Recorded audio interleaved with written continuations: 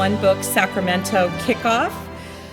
And we're so excited because we usually do dead authors, and we have a live author tonight. So give him a run for his money, and we hope you'll ask lots of questions. We're thrilled to have received a grant from the Cal Humanities for California Reads. We're so grateful to them for their support of our programming efforts. And it's my pleasure to introduce Tricia Wynn, who really needs no introduction if you know her. I've been giving her a hard time all night. So please join me in welcoming Tricia Wynn from the Cal Humanities Board.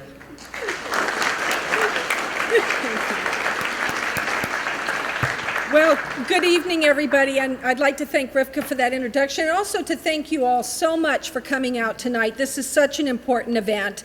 I'm Tricia Wynn, and I'm a Cal Humanities board member, and on behalf of Cal Humanities and our partners, the California State Library and the California Center for the Book, I'd like to welcome you to this Author in Conversation event hosted by the Sacramento Public Library.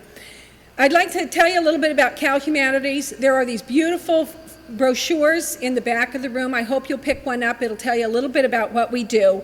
But we're an independent nonprofit partner of the National Endowment for the Humanities. And for nearly 40 years, we have supported and created programs that have informed, inspired, and connected Californians and worked to cultivate a state of open mind. We hope that this conversation will engage you, inspire you, and encourage you to become part of the humanities community here in California. So before you leave, if you haven't already done so, please grab a brochure and add your name to our mailing list, and you'll get contacted about future events. So this event is the second of 12 Author in Conversation events taking place throughout California this fall that are part of our War Comes Home, our current thematic initiative. This initiative aims to raise awareness of and promote greater understanding of our veterans and to explore the impact of war on our communities. Through hundreds of events throughout California, we are working to bring communities together with veterans and their families, writers, and historians for thoughtful reflection and lively discussion in the aftermath of more than 12 years of war. To anchor this initiative, best-selling author Karl Marlantes' book, What It Is Like to Go to War, was selected as our statewide read. Karl grew up in a small logging town on the Oregon coast, attended Yale University on a National Merit Scholarship, and went on to study at Oxford University as a Rhodes Scholar. He served as a Marine in Vietnam, where he was awarded the Navy Cross, the Bronze Star, 2 Navy Commendation Medals for Valor, 2 Purple Hearts, and 10 Air Medals. He is the author of 2 New York Times bestsellers. His novel Matterhorn was published in 2010 and won numerous prizes, including the William E. Colby Award given by the Pritzker Military Library. Mary Menzel, our interviewer and moderator of the Author in Conversation series, is a native Californian, raised in Napa and currently living in Los Angeles. She is the director of the California Center for the Book, a reading promotion agency affiliated with the California State Library and the Center for the Book in the Library of Congress. Thank you both to Karl and Mary, and thank you all for joining us this evening, and we hope you enjoy the program. Thrilled to see so many people here this evening. The way this is going to work logistically is that I'm going to get Karl talking with a few questions for about half an hour, and then I hope that you all were given or had a place to have a little card. At any point, please write down any questions that you have. And then about half an hour from now, I'll ask for those cards to be picked up, and I'll sort through them and ask Karl your questions on your behalf. There is going to be a book signing after the program. The fine people from Barnes & Noble are back there, and I'm not sure they know that Karl's novel Matterhorn won a Barnes & Noble Discover Great Writers Prize, and it's basically how it got a mainstream publisher. So thank you for being here, and I can't resist, since we're in this beautiful library, to ask Karl why he likes libraries and librarians. I told her this story, so it's a setup, but I did grow up in this little town, Seaside, Oregon, and then it was a logging town, and now it's sort of a tourist town for people that can't afford to go south. But it's 'cause it rains a lot there. But the library was in the same building as the fire truck. The fire truck was on one wall over here, and the library was over here, and they had put a partition between the two. And Mrs. Whitty was the librarian, and she's a classic. I mean, blue hair, you know, and she had this big wooden desk that she sat behind, and she had those sort of sensible shoes that had little holes in the, you know, in this part of the shoe, and I mean, she just was your, you know, your archetypal librarian, and she was enormously important in my development, in my intellectual development. I mean, she would, you know, tell me things to read. I was like, you know, 8, 9. And then she'd say, well, you know, you ought to read this. And pretty soon, you know, we were into books that the library didn't have. I mean, the library was, you know, from that pillar to that one. And so then she would write away to the state library, and, you know, in a couple of weeks, the bookmobile would come by, and there would be my book. And it was just a big part of my life. And I have to tell you that I was conned into my utter respect for this because of a conspiracy between Mrs. Whitty and my father. My older brother could take books out of the library, and I said, well, you know, why can't I? You know, we have to have a library card. And it's like, well, why can't I have a library card? You can't handle the responsibility. You have to be older. You know, and I was like, I can do this, you know, and then, you know, 4 months go by, Dad, am I old enough to have a library card? I don't know, maybe not yet. Well, anyway, one day the magic day came. And we marched down to the library, and Mrs. Whitty is there at her desk, and she has a library card about this big. And it's got scrolls around the side of it, and it's got my name on it, and my dad's standing behind me with his hand on my shoulder. And she presents me my library card, and I'm just like, I'm really pretty cool, right? And this goes, I have my library card, I go to the library, get my books, and one day I'm at home, my brother and I had the same bedroom, my older brother, and he looks at this, and he says, what's that? And I go, that's my library card. He says, that's funny. And he goes and says, this is my library card. And it was at that point, the first time into my head, I said, I've been conned. But the library was enormously important to me, and that librarian, because she was like a mentor. I mean, it was a big part of, you know, I was just talking about culture. Librarians are one of the guardians of the culture, and the ones that are serious about it really do pass it on. And I, to this day, I'm grateful to wherever you are, Mrs. Whitty, the big library in the sky. I think it's just a wonderful thing. That's how I got started with libraries. Well, can you go on with your biography a little longer and show us about the kid in rural Oregon to the kid in Vietnam? Yeah. Scholar, businessman, best-selling author. Okay, that's it in a nutshell. Okay. You know, it's interesting how when I grew up, I mean, I'm actually, even though I was in high school and college in the 60s, I'm really a product of the 50s, because that was when I was, you know, little, and that's when you're mostly formed. And in this little town, everybody's uncle, everybody's dad were World War II veterans. And it was in the air. I mean, and it was referred to as the service. That was when your uncle was in the service. And we don't call it that anymore, which is an interesting change in our language. We call it the military. And I think it's important to note that we've changed it from the service to the military.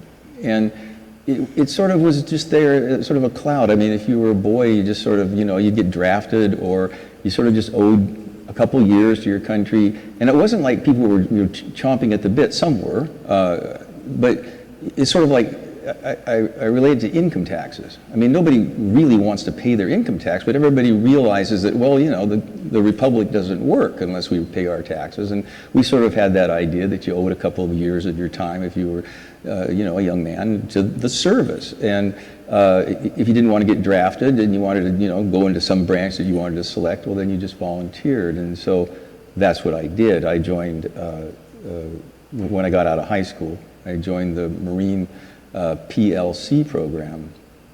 And it's called platoon leaders class. You go to boot camp, and then when you survive, they try to weed you out. Then you can go to college of your choice. They don't pay you anything. It's not like NROTC or anything, but you get to be a Marine at the end of college. And that thing is the other thing. It wasn't just all about service. It was also about, you know, the guys on the football team, most of them wanted to go to the Marine Corps, and they would disappear to San Diego, California, which is like, whoa, that's someplace special. Where's that? And they would come back with something we had never seen up there, which is called a suntan. And they were, honest to God, you thought that they were 4 inches broader in the shoulders and 4 inches taller. They just had this swagger, and it was like you're a 15-year-old boy, and you go like, I want some of that. You know, I want some of that. So there's a lot of that involved, and you can't deny that you sort of like that. You want some of that swagger, and that's mixed in. It's a potent mixture, service and that. And I talked to the Marine recruiter, and I said, well, you know, I've seen Sands of Iwo Jima, and you know, I know that you guys invade beaches and stuff. What else do you do? And this Marine recruiter says to me, he says, well, we guard embassies. And I said, really? You mean like in Paris? And he said, yes. Sign me up, you know. He didn't lie. It's all true. But I never saw Paris. I went through that PLC program, and so then I was commissioned upon my graduation. And I didn't think I could take the scholarship, the Rhodes Scholarship, because the Marines were really short of junior officers at that stage. It's 1967, June. And we were full engaged in the war by that time. And I wrote and said that I'd gotten a scholarship and wondered if I could take it up. And the Marines were great. They just sent a letter back and they said, take it, you know, we'll get you later. And they assigned me to some Navy unit in London, some kind of inactive reserve, I don't know, some kind of status that they invented, and so I could go to Oxford. But after I think about 6 or 8 weeks there, I began to feel guilty. I don't think there's any other word for it. It was just guilty, because 5 boys from my high school died in Vietnam. And when I was there, you know, a lot of my friends were already in Vietnam fighting. And guys that I'd gone through PLC program with were going over to Vietnam fighting. And I'm there, you know, in the pubs drinking beer with the girls and having a wonderful time. Well, it started to tell on me, and the war was problematical. I mean, by the time it was 1967, it was fall of 67, I mean, there was a lot of controversy about, well, was the Gulf of Tonkin something that really happened, or did that get made up? And, you know, people were beginning to sort of take a different attitude and a different look at things. And I can remember talking to a bunch of my friends, it was the previous year at Yale, and sputtering at them. I'm going like, what, but an American president wouldn't lie to Americans. And they all laughed at me. I mean, and I was taken aback. It's like, I couldn't believe it. Well, you know, a year later, I'm starting to wonder. And so that was the atmosphere. But if I was to go to Sweden or something, that was desertion, and I didn't want to do that, and I didn't feel like I could hide behind the privilege of the scholarship any longer. So I sent a letter off to the Marine Corps, and I think it was a week I was in Quantico. They didn't waste any time. And then I became an infantry platoon commander, and I was in Charlie Company, 1st Battalion, 4th Marines, just a straight infantry company, and we were operated right where the Laotian border met the DMZ. It was the absolute upper corner of then South Vietnam, and came back and spent some time in Washington, D.C. at the Pentagon. It was an annex building, but I was in the Pentagon. I know this hand is always slightly raised higher than the other one, because I was the only lieutenant for 4 miles, I think, when I was there. And then I went back to Oxford and got my degree in politics, philosophy, and economics. Most people go this way. I was doing intellectual entropy. I just kept expanding. And then I got into business. I went to the lumber business, which is where I grew up, and ran the sales from several sawmills, and then got into lumber marketing. And from there, I got into my own consulting company in strategy, and didn't know it at the time, but I was doing an enormous amount of adrenaline. I was all over the world, hauling my family with me. I'm constantly reminded by my older daughter that she went to 12 schools in 8 years during one stretch.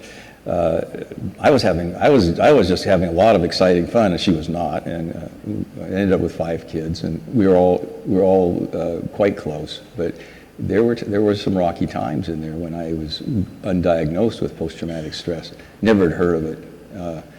I didn't hear about it until the mid-90s. It was amazing, but I had already started doing some strange things and things that were happening to me that I couldn't sort of just think that this is just random. I mean, when I was running a corporation in Singapore, I started a corporation there for an Indian industrialist named S.K. Birla. And we had a very important board meeting, and I was the managing director. And so I was nervous. Not only was I nervous, but it's Southeast Asia. Not only is it Southeast Asia, but there's, the East Asian people.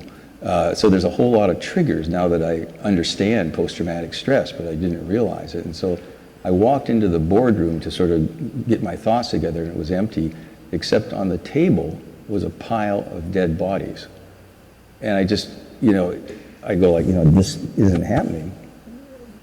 But it's what's known as an intrusive thought. In one particular instance in Vietnam, we had stacked a bunch of our dead up by an LZ so we could get them out, and an NVA mortar round hit that pile. And so that image of carnage, it was pretty well blasted into my brain, and that came back. And I began to think, maybe this stuff that's going on, like why whenever I'd get into an elevator, I would break down crying. I mean, I would just get into an elevator, the doors go shh like that, and I'd just break down bawling. And I hadn't a clue. Some years later in therapy, we realized that the sound that the ramp makes of a helicopter going down like that, and then you go out into a hot zone where there's fire, and of course, it was all unconscious. And what we call that is ghosts, this content that you get from combat that you don't bring up consciously and look at. And I credit a friend of mine named Joe Bobro, who actually lives in the Bay Area. He says it's the process of turning ghosts into ancestors.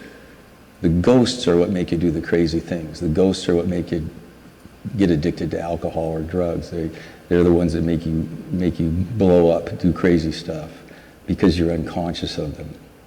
And putting them into ancestors is getting them outside. And there's a lot of ways. I mean, I did it by writing. I mean, I would write, and I would actually try and understand what I did and what happened, and things I was proud of, things I wasn't proud of. And believe me, there was a lot of time that there was just, tears and snot on the keyboard.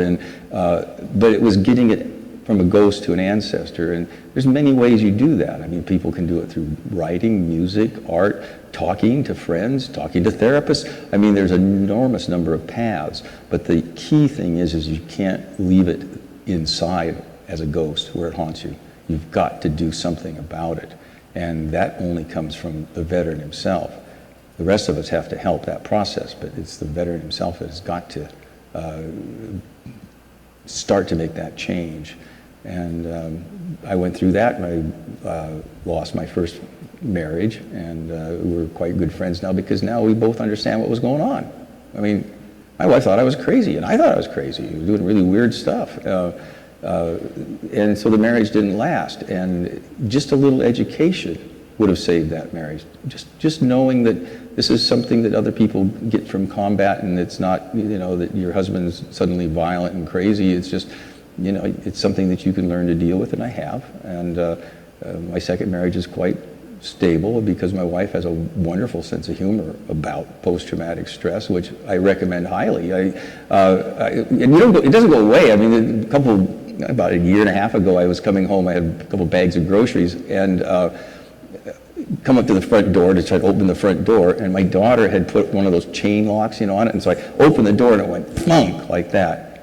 Well, I dropped both bags and I started hitting the door with my fist, and my wife peeks her head around through the crack in the door and she says, "Did you take your meds today?" And that just dropped it all back. You know, it was like a situation that a lot of people who don't understand post-traumatic stress would have been horrified. The wife would have been grabbing the children and gone to mothers. I mean, you know, because it is frightening when a veteran goes off like that. But it's like, she understood that it was just, I was surprised. And there's no longer any thought. I mean, you learn in combat that when the sound goes like that, you don't have time to think about whether it's a bird or a leaf or the wind. You actually rewire your neural networks. It actually is a brain physiological change. Instead of going through the cerebral cortex, the input goes directly to the amygdala. And that's why most combat casualties, woundings, deaths occur early in a person's tour, because they haven't adapted. It's a very healthy adaptation to survive. The trouble is you can't reverse it because you have to have enormous loads of adrenaline to rewire these neural pathways. So then once you're rewired and you come home, you have to just learn to cope with it. And there's medicine and there's talk, and I've had wonderful counseling at the VA, and I'm pretty good at coping now, but it has not gone away. Witness, you know, destroying all the groceries and having my knuckles hurt for 2 days. But the situation is so much better because we both understand what it is. And I think that programs like this, just getting the word out, are enormously important to the culture, to just start demythologizing this stuff. It's not that hard, you know. So here I am. I mean, my writing was turning my ghosts into ancestors, and luckily they sold well, and that's how I ended up here. I guess I have found it so hard to believe, talking to you over the last few days, that a smart guy trying to be a good father and a good husband just uncontrollably weeps every time he's in an elevator and doesn't feel entitled to figure out what that's about. And I wonder if that has something to do with how Vietnam veterans weren't encouraged to share anything about what happened. Well, we hid, most of us. Grew our hair long, and, you know, just sort of tried to blend in. It was the country was you know, not everybody, obviously, and there were parts of the country, and I'm afraid this was one of them, that were worse than others. In terms of the terrible welcome we got back. I mean, when I landed at Travis Air Force Base, my brother, who was at Stanford, came to pick me up, and I was just 2 days out of Vietnam, and he says, well, you know, I'm going to warn you, there might be some trouble outside. I went, trouble? I just got out of a war. What are you talking about? You know, let's go, you know. And so we go out, and there was trouble. I mean, there were people screaming at us and pounding on his car with signs and snarling, saying obscene things at me and my brother. I was dumbfounded. I mean, I can't describe how dumbfounded I was to come home to be received like that. So yeah, did I shut up? Absolutely, you know, as soon as I could. I'm sure that it had something to do with it.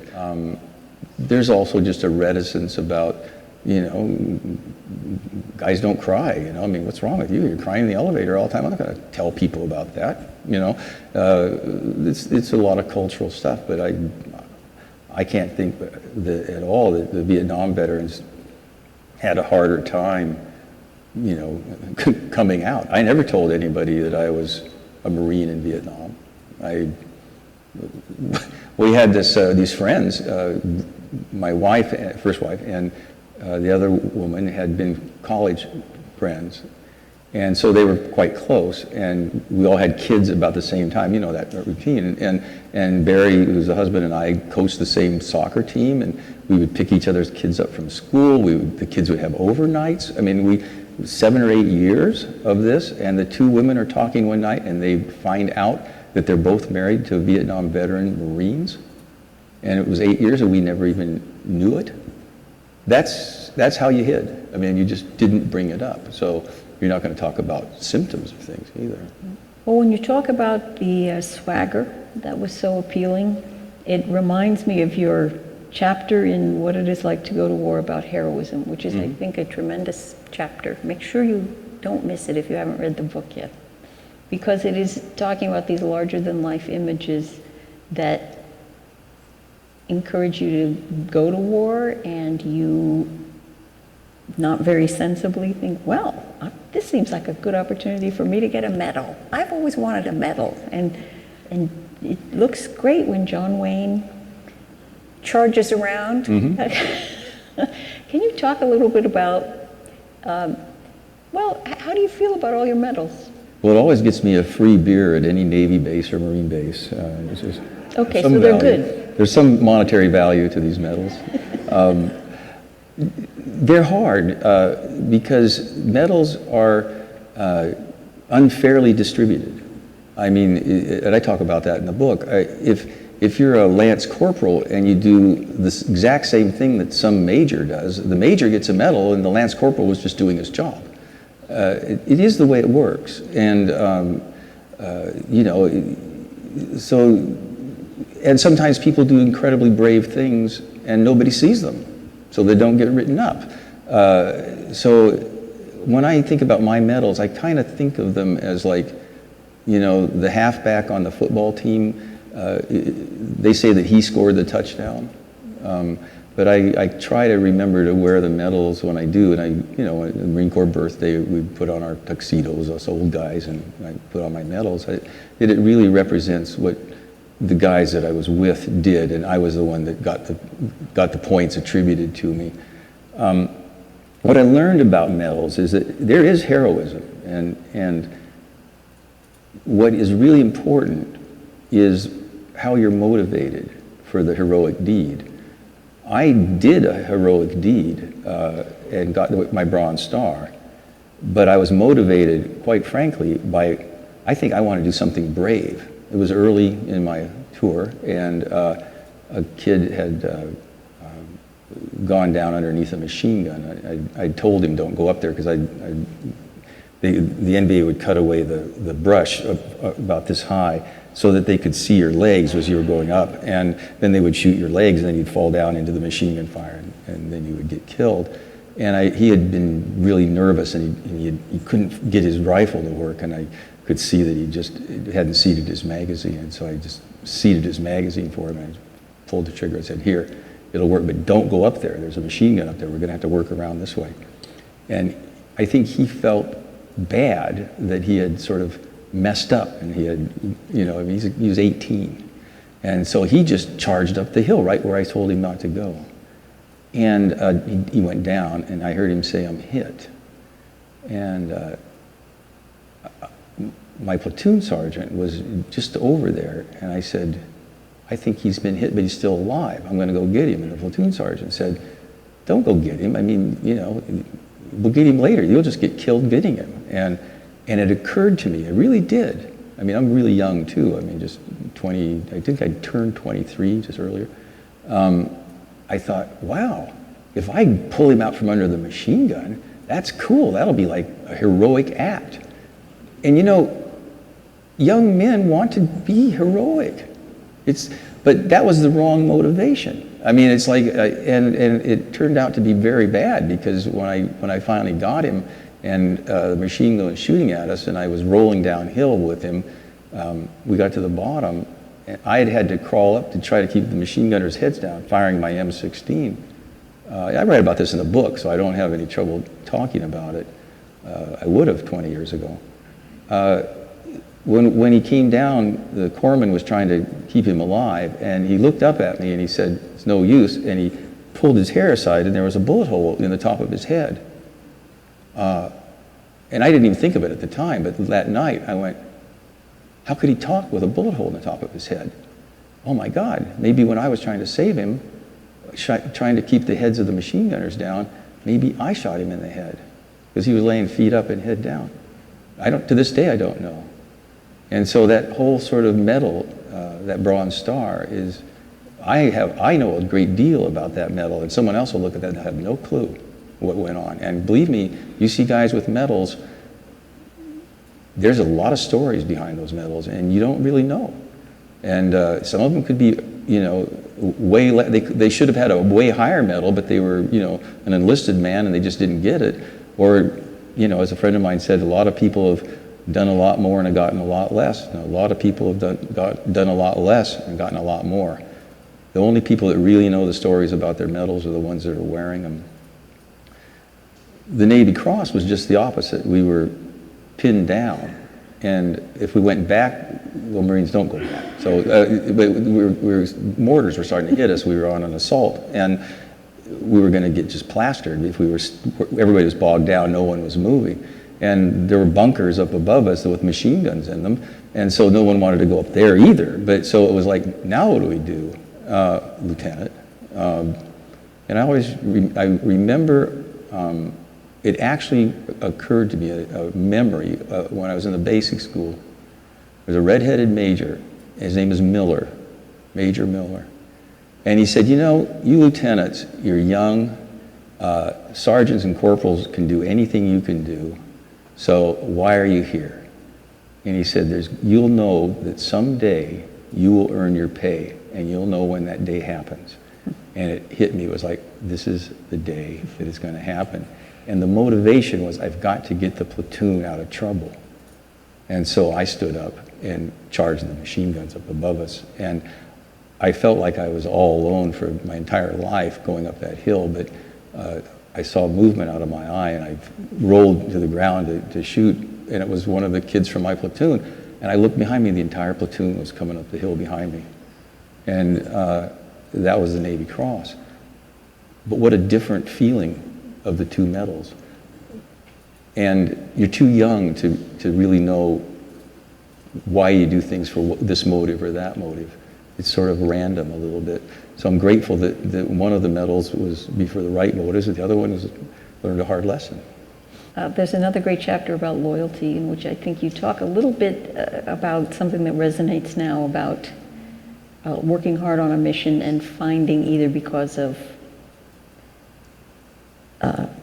political situation, you find the mission isn't what you were told it was. Mm-hmm. And so your loyalty has to shift. I think that there's no doubt that for, grunts, they're loyal to their friends.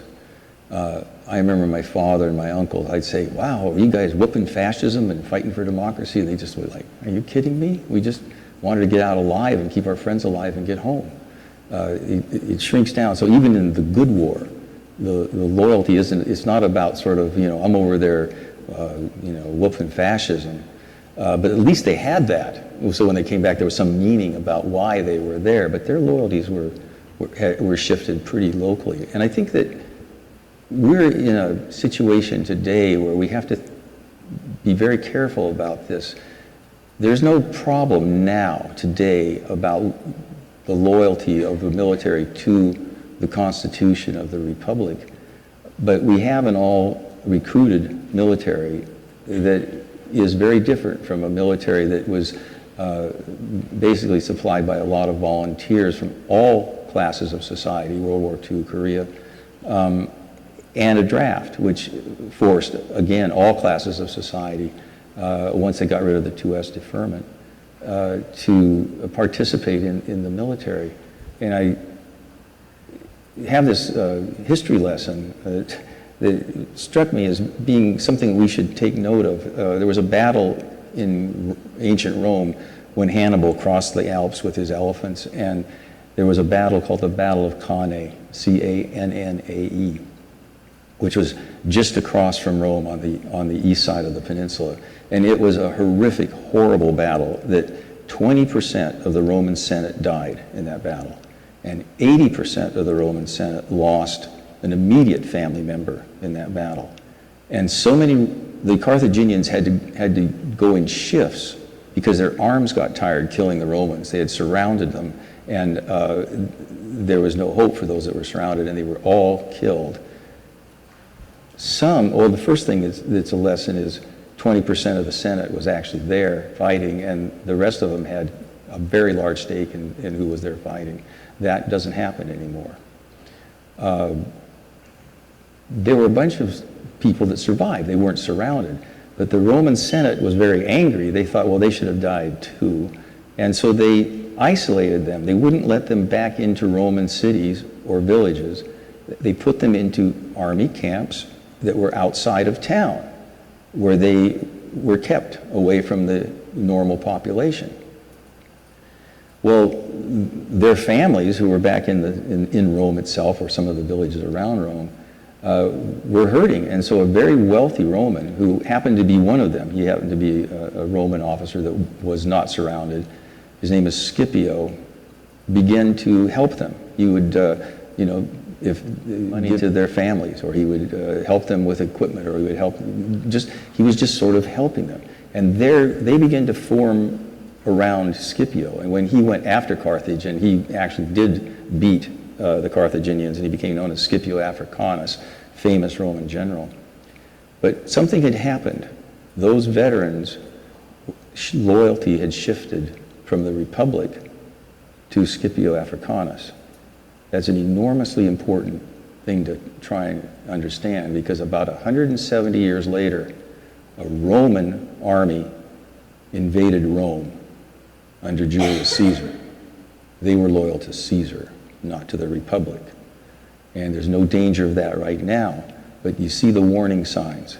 We isolate our military from the rest of us.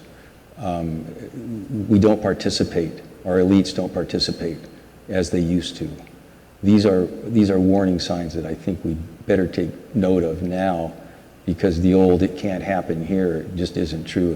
They thought it couldn't happen in Chile. They thought it couldn't happen in Germany. I mean, come on, it can happen unless you're careful. So this loyalty thing is very important. I want to recommend that everyone pick up this publication from Cal Humanities. All of the content in this quarterly publication this time is about veteran issues and programs addressing the needs of veterans, especially looking at things through the lens of the humanities. And one of the essays is by a former Marine who served in Iraq named Phil Clay, who's now an author. And they have reprinted an op-ed piece from the New York Times called "After War, a Failure of the Imagination." And it's about people saying to him as a veteran, "I just can't imagine what you went through." And he says that he thinks a lot of veterans feel, well, okay, maybe you think you can't imagine what I went through, but what if I want you to imagine what I went through? What if I actually need you to understand? And he says that war is the most morally fraught activity our nation engages in.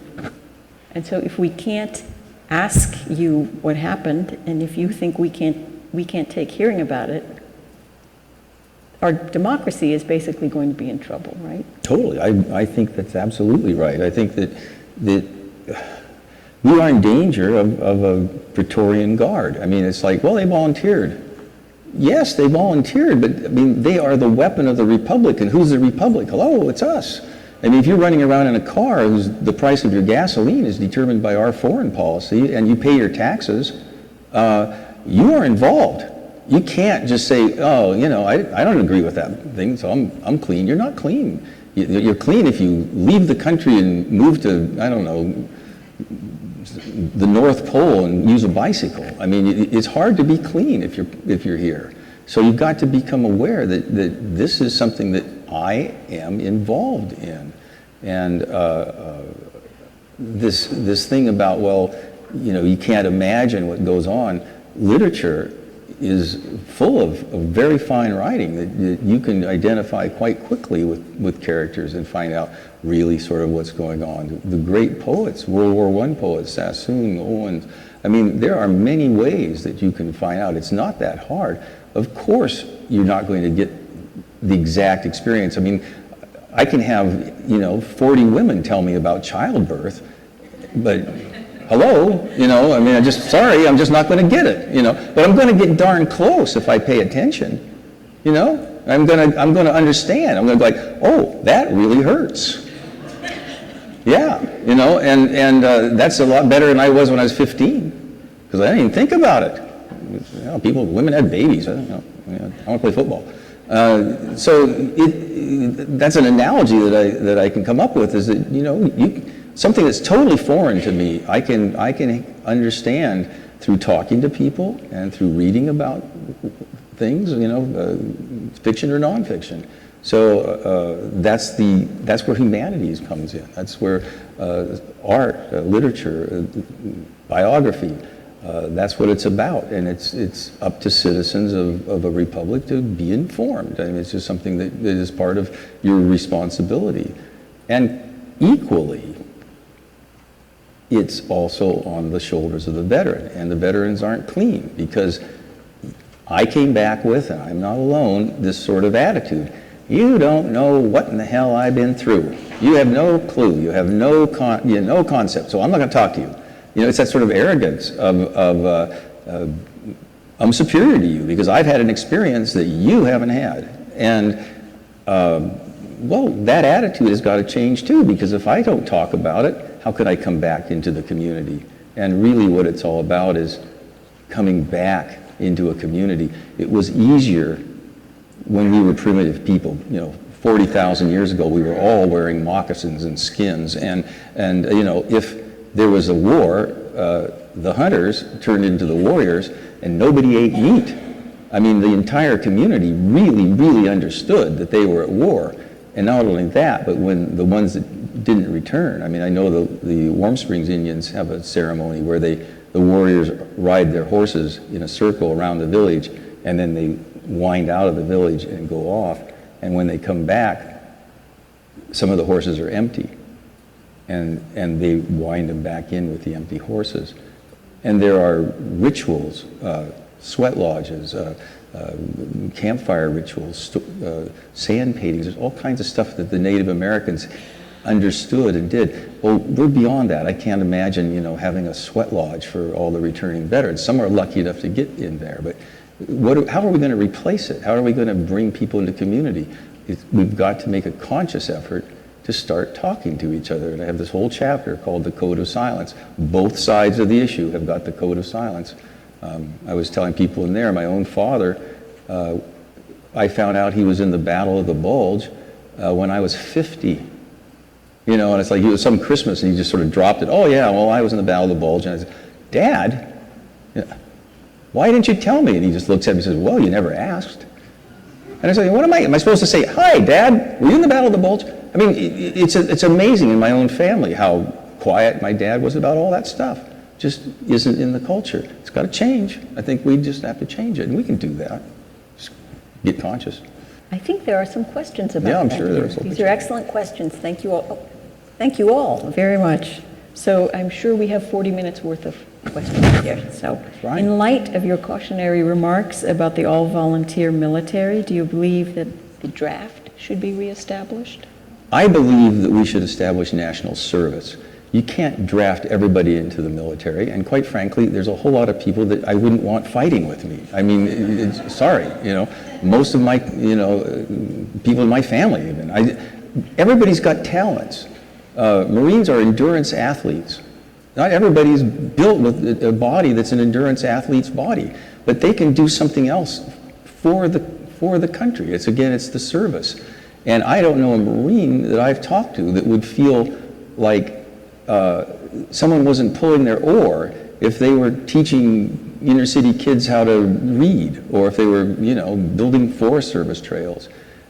It would, I think, start to even out this dangerous trend where the elites of this country are not participating.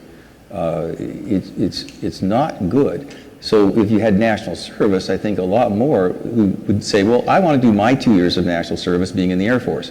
And you would get more of the elites because they knew that they'd have to do 2 years, and maybe they don't want to fill potholes, and maybe it would be more fun to try and, you know, learn to fly an airplane. And I think you would start to turn the trend around. I don't think you could draft into the military. And I also have the feeling that you should not coerce somebody into killing. I think that there's lots of jobs, even in the military, that can be performed without having to kill people. I think you should volunteer to be in the infantry or be in, you know, a bomber pilot, not be drafted and forced to do that, you know, pain of going to jail. That just seems immoral to me. Believe me, I don't think that we would have any trouble filling all those roles, and I would have been right there instantly. I was. So it's just that, you know, that's what I would sort of would organize it. How do you feel the average non-veteran citizen can help veterans who return from war? And can I just add, last night a young man asked very movingly, a member of the audience during the Q&A, said that he was an Iraq veteran and 2 guys that he had fought with had killed themselves, and he was extremely worried about the mental state of a 3rd guy. And his question was basically, how can I help my brothers? So maybe you can talk about veterans themselves, helping other Sure. veterans and civilians. Just a sort of a grim statistic, the suicide rate is 22 a day among veterans right now. That is a Department of Veteran Affairs study. It's very, very solid study, so it's not some newspaper story. 22 a day. So we do have a real problem with suicide. How can you help? First of all, I think that you have to be willing to keep at it. A lot of veterans are 19, 20 years old, and they don't want to have anything to do with it. They just want to do drugs, sex, rock and roll. I mean, you all have been 20 years old. It's really hard to get through a kid that, you may have some trouble here. And you're not just drinking because it's fun. You might be drinking because you're trying to cover up some stuff. I don't want to hear about that. And they're going to rebuff you. And so you're going to have to just keep at it. I had a friend, he was in my secret society at Yale, and when I got back, I was a mess. I mean, I wrote about it, so I don't mind talking about it in public. I was doing nothing but drugs, sex, and rock and roll while I was in the Marines in Washington, D.C. And I didn't want to talk to anybody. I just wanted to just sort of hide and do this thing. And he would come over on weekends. He worked for a senator on the Hill. And he would literally just come in the door, not even try to wait for me to answer it. And he would just take the covers off of me. I slept on the floor. I slept on the floor for about 25 years. And I was talking to some veterans. It was like, you sleep on the floor? I sleep on the floor. It's that sense of I'm safe down here. Anyway, I was on the floor. And he would just say, we're going to the beach. I don't want to go to the beach. We're going to the beach. Or, he'd be packing for me. And he rented a house down the beach, and he had his girlfriends that he knew, and they were, civilians.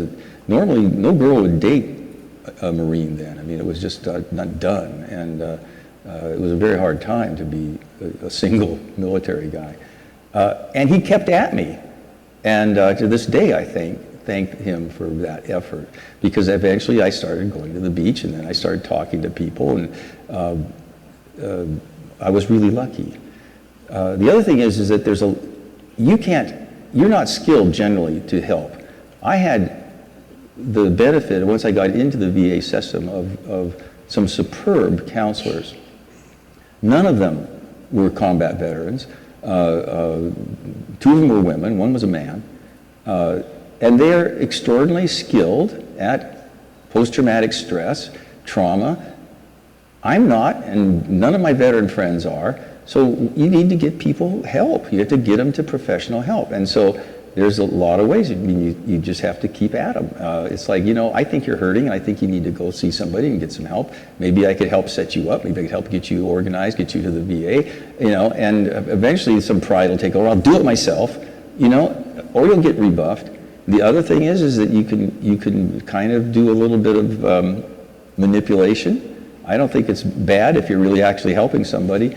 You can enlist their brothers and sisters, their parents, their kids, whatever it is, to say, we got to help him. And he's refusing help, and he's depressed.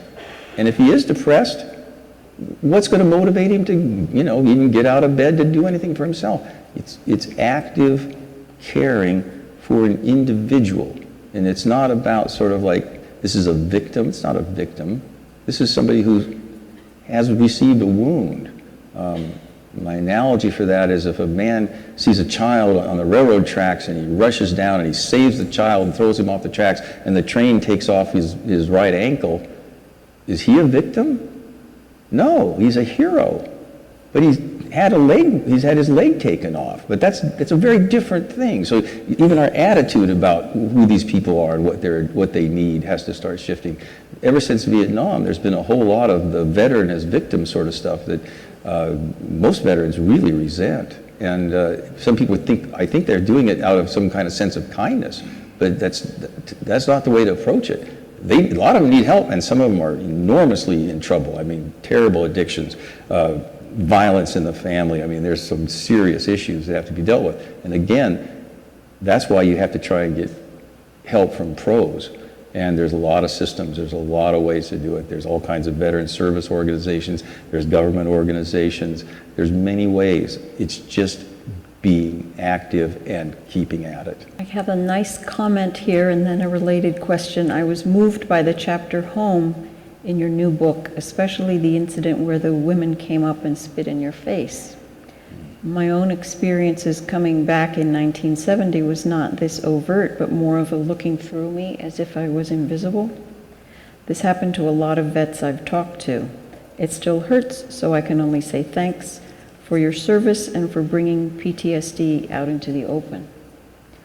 The related question from someone else is, how did you cope with the insults after returning home to civilians not supporting the troops?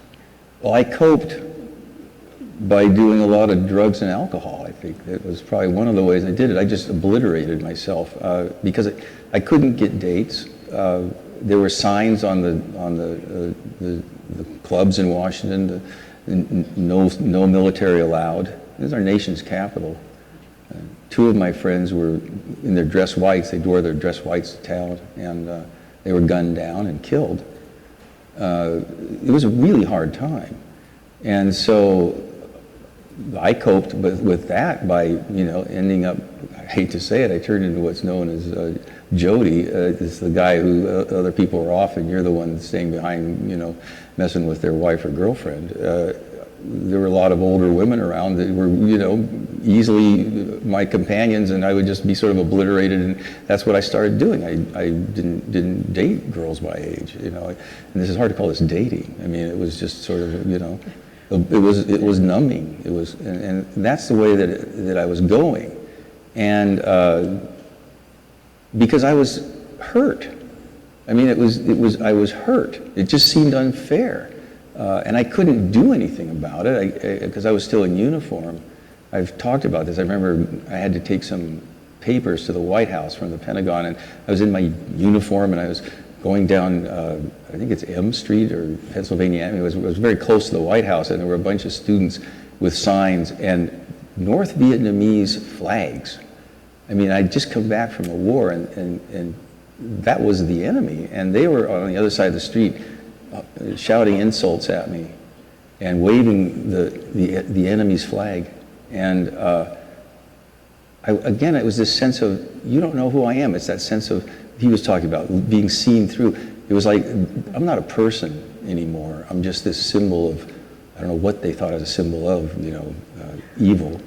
And there was no way I could reach across the street. I couldn't walk over there. It would have been chaos if a guy in Marine uniform was walking across the street toward a bunch of demonstrators.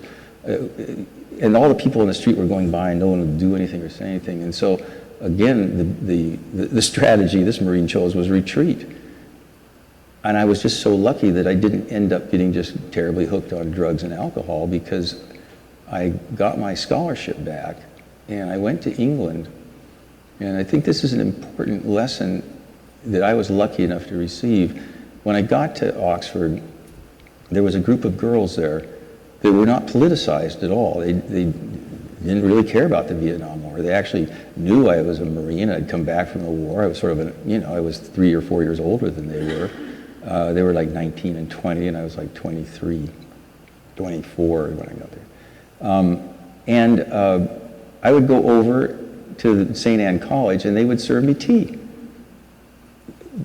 just being girls. And I didn't realize this until I started going there sort of fairly frequently, about 4 o'clock tea time. I said, well, I think I'll go to St. Anne's and see the girls.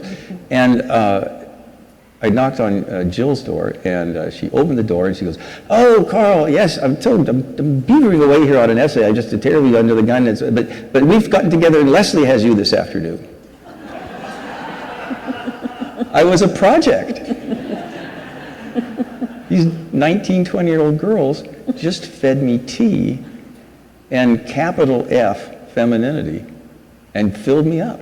And I stopped doing drugs, and I stopped drinking, because they filled that hole that the returning warrior needs. And I think it'd probably be the same for females. I mean, it's just, you need to have the opposite sex say, come on back, and you're missing, that capital F feminine, and they just gave it back to me. And I talked to one of them just a couple years ago, and she said, we knew that you needed some kind of attention, but we didn't exactly know what we were doing. We just had you over for tea. Well, that was simple, wasn't it? Yeah. But what was different is that I was an individual, and they were reaching out. I was really lucky. These are great questions. We'll try to get to them all. And at the end, we'll talk a little bit about writing and books. Okay. Okay. Hello, from proud parents of 2 active duty Marines, son and daughter. Great. If you were going to address junior Marines today who were grunts or were going to be deployed, what would you say to them? How can we prepare our children for deployment and war and coming home? That's a good question, but it's pretty broad. The first thing that I would do is I would want to make sure that there was no romantic notions about what was going to happen. Being in the military should not be viewed as another career, and it is portrayed that way. It's like, the recruiting efforts are sort of like, well, join the whatever branch and get retired after 20 years and get a college education. And this isn't Microsoft, all right? This is not, Ford Motor Company. You are being in a profession where you are being asked to use violence, and you are going to probably end up killing people. That is not just a career. That's like a calling. And you'd better be sure that you are somebody that really will be able to accept that burden. Because even though the entire republic has paid for your weapons and trained the scientists that have built them and financed the factories that did this huge long chain, at the end of that long chain, you're going to be the one that pulls the trigger, and you're going to be the one that carries the burden of the killing. I think that we should change that, because we need to understand as a nation that they are our weapon. They are our weapon. We're the ones that are actually putting them out there, and their function of that weapon is pulling the trigger. So they need to understand what their role is in this whole thing, and that they may be doing this without the understanding of the people who are actually putting them out there. Are you willing to do that? If you're not willing to do that, now is the time to raise your hand and say, I want out. And if you can't get out, you can certainly get out of the infantry. You can move into, there's a lot of work to be done that doesn't involve actually killing people in the military. So that's the first thing. The second thing I think that it would be very careful about is so they would understand the psychological, I think I call it sort of trick that they have to go through if they are going to kill somebody. I call it pseudo-speciation. Not my term, I picked it up in England, but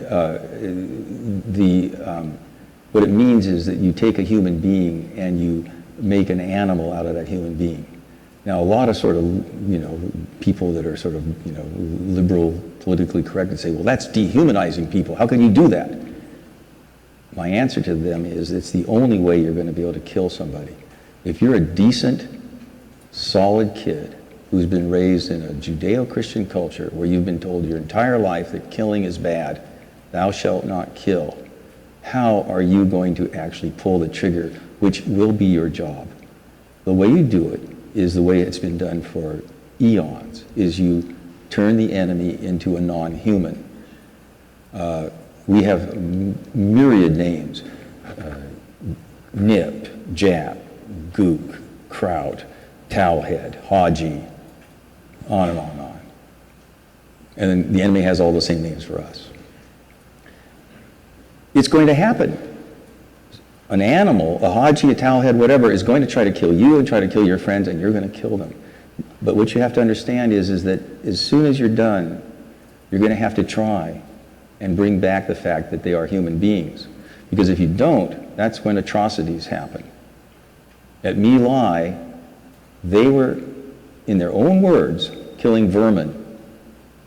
They were still pseudo-speciating. They were still killing animals. And they weren't. Everybody on the other side is a human being, just like on our side.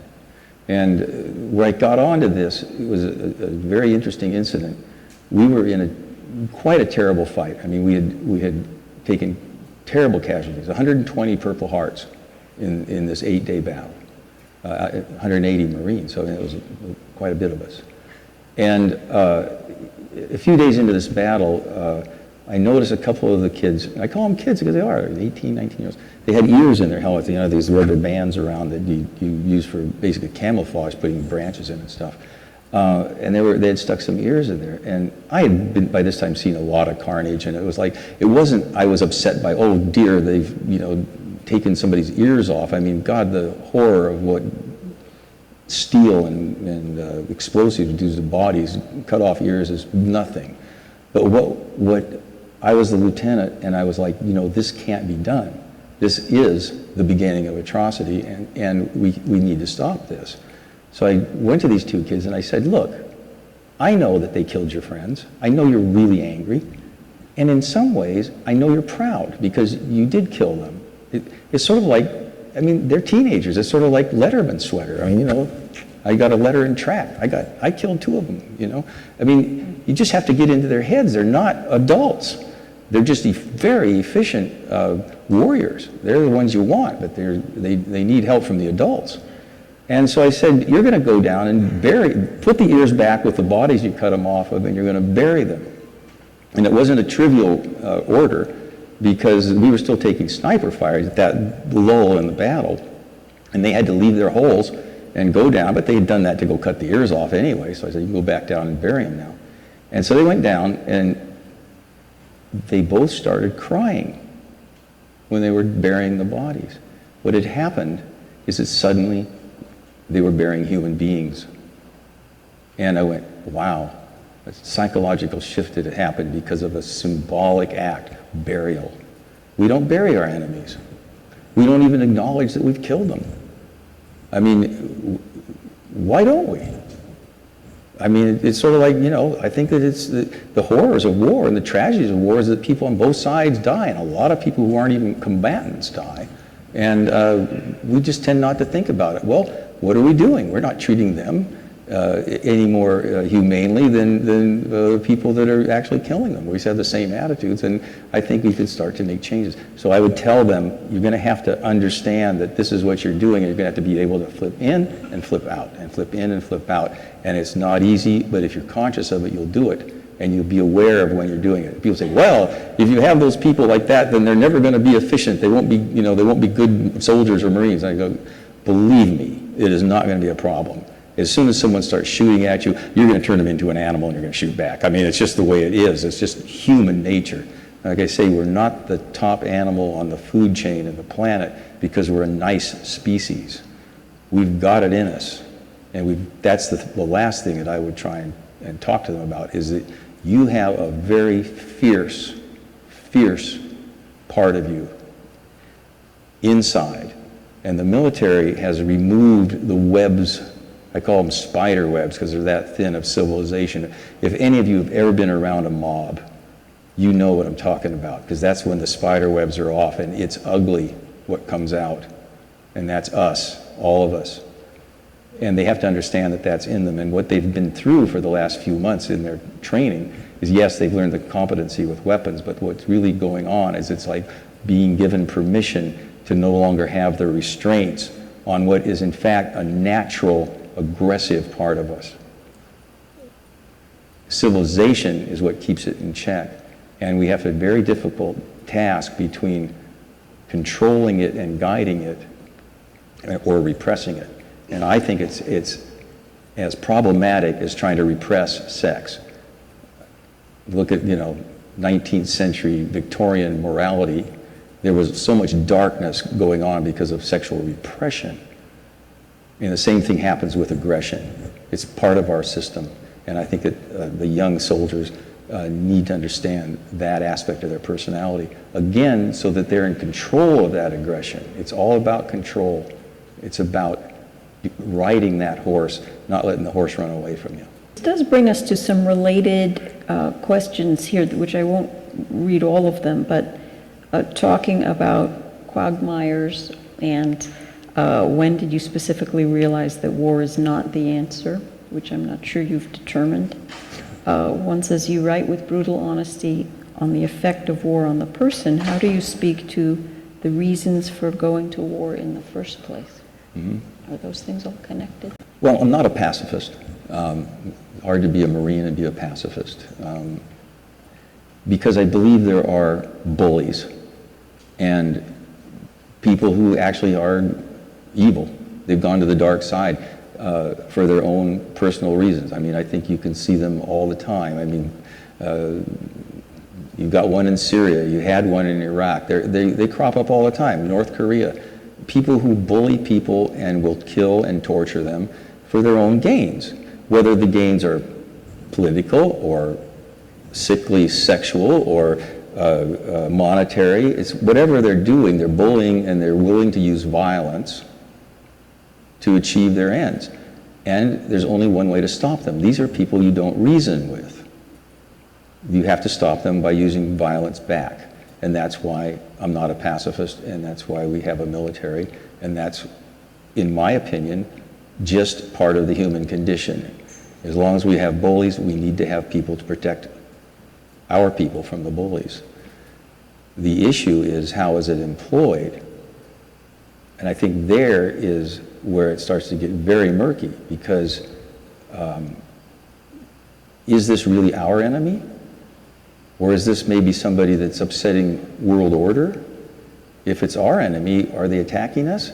Or are they behaving in a way that we don't want to see and maybe violating the UN Charter of Human Rights? Who actually should be involved in trying to maintain civilized order? And when is it, in fact, a mission for our military people? It's pretty clear if the Japanese bomb Pearl Harbor, okay, this is a military job, we're going to go back. But we are confusing police work quite often with warrior work. Warriors, in fact, are willing to inflict damage and pain and violence on the other side, and they do indeed choose sides, and they're willing to risk violence to themselves to do that, to protect their side. The police are willing to risk wounding and death, and they are willing to inflict violence, but the police can't choose sides. They have to be on the side of the law. And police work requires enormous judgment, patience, wisdom. 19-year-olds are pretty short of that, okay? But we're sending 19-year-olds into jobs that require that level of maturity. And I think that we're making a big mistake. And so when I'm talking about the employment of our military, we have to be careful as the adults here to make sure that we're actually using the right tool. And I think that in Iraq and in Afghanistan, once the Al-Qaeda was taken care of, we were involved in something that really looks a lot more like police work, and who should be doing that, and how long should you be there. You don't send the police into a bad neighborhood, have a battle there for a couple of days and say, that's good, neighborhood solved, and the police leave. The police are always there. And is that what we want to be involved in? Well, maybe we should help the United Nations do things like that. And of course, that's got all kinds of political problems too. But going back to the original question, I do think there is a place for the military, but I think that we've gotten kind of befuddled about what their role is compared to what a police role is, or just the role of the Department of State. And we need to get that more conscious. Have you gone back to Vietnam, and have you been to the wall? Yeah, I've been to the wall many times. And every time I go, I end up bawling. The overwhelming feeling of a war, for me, and I think for almost all of my friends, is sadness. It's an enormously sad thing. You lose your friends. You realize when you're older that you've inflicted the same kind of sadness on other people. And it's just sad. That doesn't mean that I think that we shouldn't do war, but I just think that we have to be very careful because this is the cost. So that's the wall. Going back to Vietnam, it's little odd because I really don't know anything about Vietnam. I was never in a friendly village. My Vietnam War was very different. I was dropped into the jungle about 5,000 feet up where it was cold, you know, and we were shivering all the time, and nothing but one of the most beautiful, it looked like a national park. It was incredibly beautiful jungle, mountains, and except that the Rangers were shooting at us. But, and we were just fighting North Vietnamese regular army. It was sort of like somebody who was in the villages down south or in the Mekong Delta in the swamps. Their war looked very different. So even when you say the Vietnam War, there's many Vietnam wars. And going to Vietnam for me would be just like going to a foreign country. So I don't really have any feeling of going back. Did you like writing Matterhorn, a fictional tale of your experiences in Vietnam, more than writing the nonfiction, what it is like to go to war? Did I like writing Matterhorn? I was almost compelled to write it. And the same, what I was doing in Matterhorn is that I was, I think, working out my unconscious side and pouring it out into symbols. I realized after I'd done the first draft, I started reading a lot of mythology, Jungian psychology, that my first draft of Matterhorn, the main character, Melis, who he did see most of the things that I saw.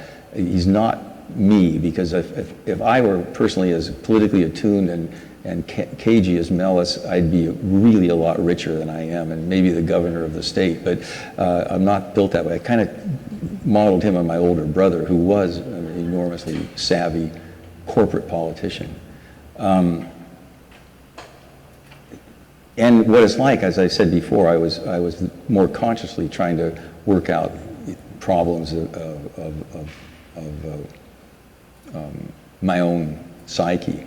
But when I started seeing what happened in Matterhorn, that it was actually the Parzival myth, which is the myth of a young man coming to adulthood. It's part of the Grail legend. Then I began to consciously pour the Grail symbolism into the novel. And I mean, Gawain is Middle Welsh for hawk. So hawk is the knight Gawain. He represents the knighthood, the ideal. Melis is Parzival. That dog, Pat, is the Irish hound from hell. He's white with red ears, and whenever that dog sniffs somebody and jumps on somebody, that person is going to die. And all of this symbolism is the hospital ship scenes are all about Gondweramir and the damsel that points the finger at Parzival for being negligent in his attitude toward life, and toward the Fisher King for not asking the right questions. And of course, the Fisher King wound is a wound to the testicles in the myth, and it's the male fecundity is stopped. In war, male fecundity is stopped. The male energy is used to kill. It's a very different thing. And so Corporal Fisher gets that terrible wound with the leech. I don't know if some of you read it or not, but that's what's going on in there, is all that was poured into the novel because I realized that it was just actually the hero myth, and Parzival is that. And so I just consciously started to beef up the symbolism. And that was fun. Usually as a librarian, you know, what I say is like, what are you working on now, or what's next? I like the way this is phrased. Do you have another book in you? I've got about 7.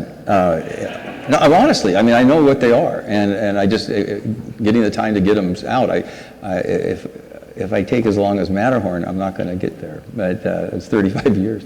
Yeah, I'm working on a novel called Deep River, and it's set in the logging camps in southwest Washington state at the turn of the last century. And it's a story of a woman and her brothers, and she's a labor organizer, and she firmly believes that one big union and one big collective solution is going to make us all happy. And she falls in love with a guy who all he wants is his own fishing boat, and he wants nothing to do with companies, corporations, unions, or anything. He's an individualist. And we in our culture today are very much dealing with this inability to balance out the need for community and collective, and the need to stay individual. And it goes boom, to boom, and I would think that lately we've been sort of going toward the individual side more than we ought, and the Europeans had been going to the collective side more than they ought, because if you go either way, you get in trouble. And it's just, I'm sorry, it is about balance. And just to be a political statement, that's why we need two political parties that are both sane and active, and we've got to try and remember that they're there for a reason. Neither is right or wrong. It's the balance that you're looking for. And so through these two characters, I'm kind of exploring that dichotomy in our culture. This is such a nice, simple question to end a conversation about the divide. Can civilians ever understand veterans and vice versa? How do we make the general public care? Yikes. I think you've got to start with getting the leadership to care. They need to be educated. Is there any leadership? That's another issue. But it's only through education that you can get the general public to care. I think that one of the things that's very important is that the general public has to understand that the survival of us as a republic involves making sure that those that we send out to do the tough job of maybe killing our enemies are our weapon. We are employing them. We are the ones that are going to war. And that if we begin to not care about these people, that's when we're going back to Kane and the ghosts of Kane and Scipio Africanus. Why should we care? The fate of our republic depends on us making sure that the wielders of violence are us, not somebody separate from us. That's why we should care. Thank you. Over to you, Lisa.